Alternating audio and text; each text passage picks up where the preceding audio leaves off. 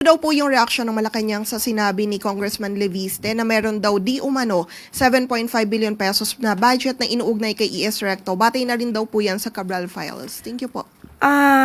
Ito po bang pinatutungkulan natin ay ang Leviste Files na galing sa kanya? Mads? Yes, ma'am. Ang sinasabi raw yung Cabral Files daw po yung kinote. Ang Cabral Files po ba ay nakaninong sinasabi niya? Hawak niya po ba? Yes, ma'am. So, yun po ay maituturing nating Leviste Files.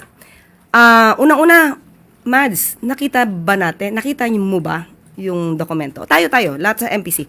Nakita ba natin itong sinasabi ni Congressman Leviste patungkol dun sa di umanong 7.5 billion pesos na inuugnay kay now ES Ralph Recto? Nakita ba natin? Personally, ma'am, ako hindi. Oh, yes. So, di po ba mas mahirap tugunan ang mga dokumentong hindi nakikita? Mahirap tugunan ang mga dokumentong puro insinuations. Mahirap tugunan ang mga dokumentong wala pang anumang basihan at wala pang ebidensya ng anumang anomalya.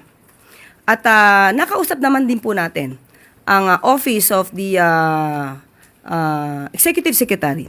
Mula sa Office of the Executive Secretary. Ang pinatutungkulan pong ito ay tinaguri ang fake news. Sunod po